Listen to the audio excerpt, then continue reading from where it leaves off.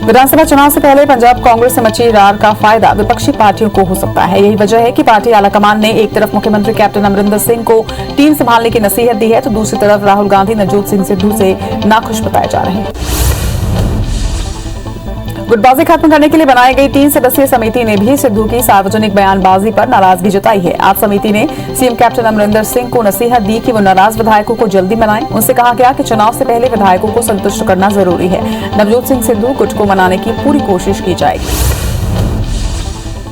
राष्ट्रवादी Congress party प्रमुख शरद पवार से 15 दिनों के भीतर 2 बार मुलाकात पर चुनावी रणनीतिकार प्रशांत किशोर ने बड़ा बयान दिया है। उन्होंने कहा कि उन्हें नहीं लगता कि तीसरा या चौथा मोर्चा बीजेपी को टक्कर दे सकता है। उन्होंने 2024 के लोकसभा चुनाव के लिए विपक्षी मोर्चे में अपनी भूमिका से भी इनकार किया। शरद पवार ने आज दिल्ली स्थित अपने आवास पर तमाम बीजेपी विरोधी पार्टियों के नेताओं की बैठक बुलाई, लेकिन इस बैठक में महाविकास अघाड़ी सरकार में शामिल शिवसेना का कोई भी प्रतिनिधि नजर नहीं आया। इस पर जब संजय राउत ने कहा कि ये राष्ट्रमंच की बैठक है, तो विरोधी दलों की बैठक नहीं है, इसलिए बैठक में जाने का सवाल ही नहीं पैदा होता। उन्होंने कहा कि कांग्रेस और शिवसेना के बिना तीसरे मोर्चे का गठन संभव नहीं है। राउत ने कहा कि इस बैठक में कांग्रेस, समाजवादी पार्टी, बसपा, चंद्रबाबू नायडू, चंद्रशेखर राव कहां हैं? क्या उनका कोई अलग थर्ड फ्रंट है? राउत ने यह भी कहा कि यशवंत सिन्हा द्वारा गठित राष्ट्रमंच की बैठक है। नारदा सिंह मामले में पश्चिम बंगाल के सीएम ममता बनर्जी की याचिका पर सुप्रीम कोर्ट के न्यायाधीश अनिरुद्ध बोस ने सुनवाई से खुद को अलग कर लिया है। अब इस मामले की सुनवाई दूसरी बेंच करेगी। अब न्यायमूर्ति हेमंत गुप्ता की अध्यक्षता वाली पीठ मामले की सुनवाई कर सकती है। पीडीपी प्रमुख और जम्मू कश्मीर की पूर्व सीएम महबूबा मुफ्ती ने एक बार फिर पाकिस्तान का राग अलापा है। महबूबा ने कहा कि सरकार दोहा में तालिबान से बातचीत कर रही है। अगर जम्मू कश्मीर में अमन लाना है तो उन्हें जम्मू कश्मीर में बातचीत करनी चाहिए और मुद्दों के समाधान के लिए पाकिस्तान के साथ भी बातचीत होनी चाहिए। भारत बायोटेक की कोवैक्सीन तीसरे चरण में 77.8% असरदार पाई गई है। कंपनी ने पिछले हफ्ते ही ट्रायल का data drug controller general of India यानी कि DCGI को सौंपा था, जिस पर मंगलवार को सब्जेक्ट एक्सपर्ट कमेटी यानी कि SEC की अहम मीटिंग हुई। इसमें वैक्सीन के फेज 3 के ट्रायल के डेटा को मंजूरी दी गई। भारत बायोटेक की तरफ से केंद्र सरकार की कमेटी को ये रिपोर्ट सौंपी गई। 25,800 लोगों पर तीसरे फेज का ट्रायल किया गया था। इसमें यह देखा गया कि कोरोना के खिलाफ ये वैक्सीन कितनी प्रभावी रहती है। SEC की मंजूरी के बाद इस डेटा को WHO में भी सबमिट किया जा सकेगा। इस बीच WHO ने भारत बायोटेक के एक्सप्रेशन ऑफ इंटरेस्ट को स्वीकार कर लिया है। 23 जून को इस पर बैठक होने जा रही है। माना जा रहा है कि इसके बाद जल्द ही WHO कोवैक्सीन को इमरजेंसी यूज लिस्टिंग में शामिल कर सकता है। इस महीने में 12वीं बार पेट्रोल और डीजल के दामों में आज बढ़ोतरी हुई है। देश में आधे से ज्यादा राज्यों में पेट्रोल 100 के पार निकल चुका है। वहीं दिल्ली में आज पेट्रोल 28 पैसे महंगा होकर 97 रुपए 50 पैसे हो गया, तो वहीं डीजल 26 पैसे महंगा होकर 88 रुपए 30 पैसे प्रति लीटर बिक रहा है। इस महीने अब तक पेट्रोल 3 रुपए 27 पैसे और डीजल 2 रुपए 98 पैसे महंगा हो चुका है। मध्य प्रदेश में तबादलों पर 1 जुलाई से रोक हटने वाली है। प्रदेश में तबादले मानवीय आधार और प्रशासनिक आधार पर किए जाएंगे। शिवराज कैबिनेट की आज हुई बैठक में तबादलों पर लगे बैन पर 1 जुलाई से हटाने पर सहमति बनी, लेकिन ट्रांसफर मानवीय और प्रशासनिक आधार पर किए जाएंगे। प्रदेश में निवेशकों, बिल्डरों और लोगों की सहूलियत के लिए मध्य प्रदेश सरकार ने बड़ा निर्णय लिया है। अब प्रदेश के सभी शहरों के मास्टर प्लान GIS बेस्ड यानी कि जियोग्राफिक इंफॉर्मेशन सिस्टम के तहत बनाए जाएंगे। इसका फायदा ये होगा कि संबंधित शहर की पूरी जानकारी ऑनलाइन मिल सकेगी। मंत्री प्रद्युम्न सिंह तोमर विद्यानगर बिजली सब स्टेशन में अचानक निरीक्षण करने के लिए पहुंचे। निरीक्षण के दौरान जोन सब स्टेशन केंद्र की जानकारी उन्होंने ली, जिसमें उन्होंने गड़बड़ी पाई, जिसके बाद तोमर ने संबंधित अधिकारी और कर्मचारियों के खिलाफ कार्रवाई के निर्देश दिए। मंडला में केंद्रीय मंत्री फग्गन सिंह कुलस्ते ने CRPF जवानों के साथ सफाई अभियान में भाग लिया। मंत्री ने CRPF कैंप के विस्तार के लिए नक्सलवाद को कारण बताया। छत्तीसगढ़ में बढ़ते दबाव से नक्सली मध्य प्रदेश की सीमा में प्रवेश करते हैं। नक्सली इसी क्षेत्र को अपने लिए सुरक्षित मानते हैं। कुलस्ते ने नक्सलियों को इंसान मानते हुए संवेदनशील सीमा पर सावधानी रखने की बात भी कही। भोपाल में ज्योतिरादित्य सिंधिया का कल एक और दौरा है, जहां वो समर्थक, नेताओं, विधायकों और मंत्रियों से मुलाकात करेंगे। सिंधिया के भोपाल दौरे से फिर राजनीतिक सरगर्मियां बढ़ गई हैं। 11 जून को धुर विरोधी जयभान सिंह पवैया से भी सिंधिया मुलाकात की थी। ग्वालियर चंबल में जनता के बीच पैठ बनाने सिंधिया ने एक हफ्ते में चंबल का दौरा किया। मध्य प्रदेश सरकार के नगरीय प्रशासन राज्य मंत्री OPS भदौरिया के एक वीडियो ने सियासत को गरमा दिया है। दरअसल 1 जून से धरने पर बैठी आशा और उषा कार्यकर्ता मंत्री भदौरिया के बंगले का घेराव करने के लिए पहुंचे। आरोप है कि भदौरिया ने आशा उषा कार्यकर्ताओं को धमकी दी कि 24 घंटे में काम पर नहीं लौटे तो नौकरी हाथ से चली जाएगी।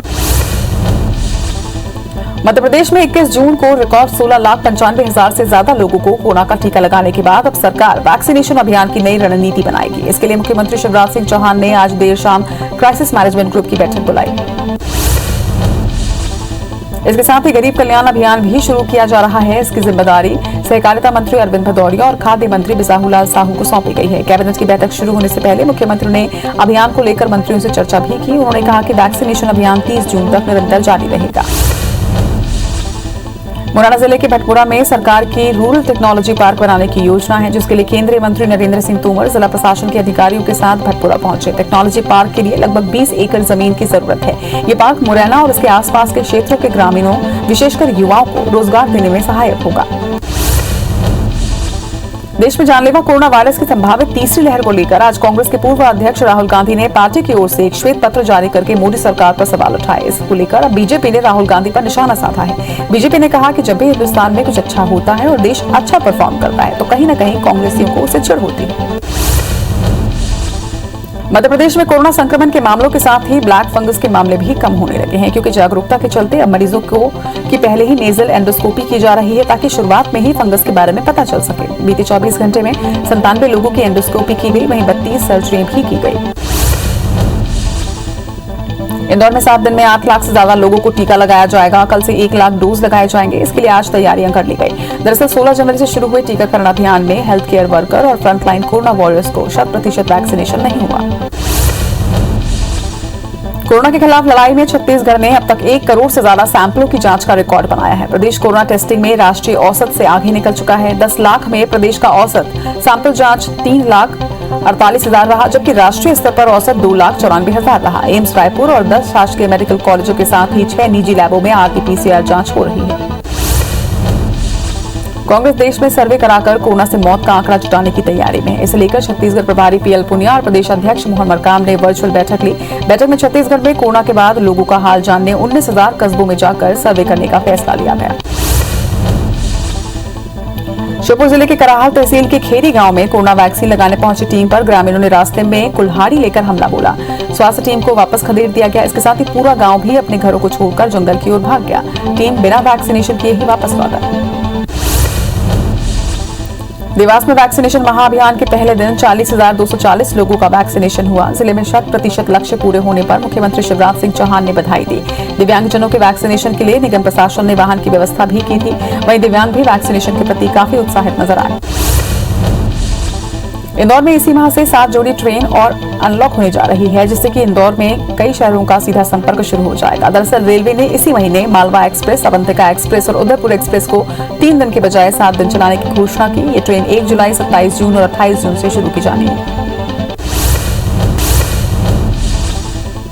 मध्य प्रदेश में बेरोजगारों की बढ़ती संख्या ने सरकार को परेशान कर दिया है। हाल ही में मध्य प्रदेश पुलिस ने 4,000 आरक्षकों की भर्ती प्रक्रिया शुरू की है। जानकर हैरानी होगी कि 4,000 पदों के लिए अब तक 12 लाख से ज्यादा आवेदन व्यावसायिक परीक्षा मंडल को मिल चुके हैं। 12 लाख से ज्यादा आवेदकों में 40% ऐसे भी कैंडिडेट हैं जो उच्च शिक्षित हैं। सरगुजा भाजयुमो में अंतर्कलह कम होने का नाम नहीं ले रही है। नए जिला अध्यक्ष बनाए जाने के बाद बीजेपी को उम्मीद थी कि भाजयुमो गांव-गांव जाकर सरकार की वादाखिलाफी को उजागर करेगी, लेकिन यहां 6 से अधिक असंतुष्ट पदाधिकारियों ने इस्तीफा देकर बीजेपी के गुटबाज को उजागर कर दिया। बलरामपुर जिले की ग्राम पंचायत आमदरी में करोड़ों रुपए की लागत से बन रही सड़क को ग्रामीणों ने रुकवा दिया है। ग्रामीणों ने सड़क निर्माण में घटिया सामग्री के इस्तेमाल का आरोप लगाया। बताया जा रहा है कि सड़क की लागत करीब 2.5 करोड़ रुपए है।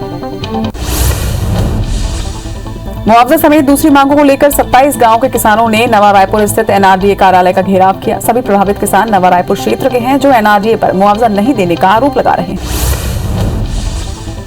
सुकमा बीजापुर सीमा पर अभी सिलगेर की आग ठंडी नहीं हुई है। वहीं ग्रामीण बीजापुर के सारकेगुड़ा में 28 जून को जनसभा की तैयारी कर रहे हैं। जनसभा के लिए आसपास के गांव से ग्रामीणों के आने का सिलसिला भी शुरू हो चुका है। कुछ स्थानीय जानकार इसे नक्सलियों की रणनीति बता रहे हैं। नक्सली जबरन दबाव बनाकर आम सभा के जरिए शक्ति प्रदर्शन की कोशिश करते रहते हैं। नगरनार स्थित स्टील प्लांट के कमीशनिंग पूर्व रिव्यू करने पहुंचे मिकान लिमिटेड के दल को स्टील प्लांट बचाओ संघर्ष समिति और श्रमिक यूनियन के विरोध का सामना करना पड़ा। समिति ने दल का विरोध करते हुए प्लांट में मजदूरों को भी अंदर जाने से रोक दिया। करीब 3 घंटे तक स्टील प्लांट में गहमागहमी बनी रही। कोरिया में 14 किलोमीटर की रेल लाइन विस्तार के लिए राशि स्वीकृत नहीं होने पर डीआरयूसी सदस्य का घंटानाद सत्याग्रह जारी है। पिछले 10 महीने से पूर्व डीआरयूसी सदस्य विजय प्रकाश पटेल सीएम की तस्वीर के सामने 5 मिनट तक घंटानाद कर रही हैं। दरअसल रेल लाइन विस्तार के लिए केंद्र की ओर से राशि स्वीकृत हुई है, लेकिन राज्य की ओर से नहीं हो पाई। सिंगरौली में किसानों को खाद उपलब्ध करवाने के लिए कलेक्टर ने सहकारिता विभाग को आदेश दिए हैं, लेकिन आरोप है कि यहां सहकारिता विभाग में पदस्थ महेंद्र पांडे की लापरवाही का खामियाजा किसानों को भुगतना पड़ रहा है। किसानों को गीली खाद दी जा रही है, जिसकी वजह से किसान काफी परेशान है।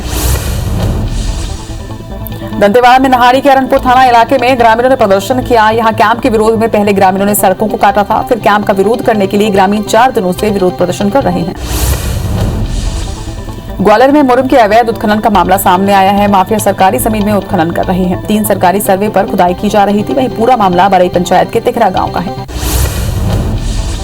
दमतरी के खपरी गांव में ग्रीन आर्मी की महिलाओं को 3 साल से पैसे नहीं मिल रहे हैं। महिलाएं 2019 से कचरा कलेक्शन का काम कर रही हैं। महिलाओं ने मदद के लिए जिला प्रशासन से गुहार भी लगाई, लेकिन कोई भी सुनवाई अब तक नहीं हुई है। अब मेहनताना नहीं मिलने से महिलाओं को रोजी रोटी की चिंता सताने लगी है। तखतपुर क्षेत्र में पिछले साल आई बाढ़ ने मनियारी नदी के तट पर बसे घोगरा गांव के लोगों को घर से बेघर कर दिया था और आधा गांव जलमग्न हो गया था। वहीं बाढ़ से कई लोगों को घर ढह चुका था। घरों में रखे सामान भी बह गए थे। वहीं शासन ने लोगों को मुआवजा देने की बात जरूर कही थी, लेकिन कई बार शिकायत के बाद भी लोगों को अब तक आर्थिक सहायता नहीं मिल पाई है।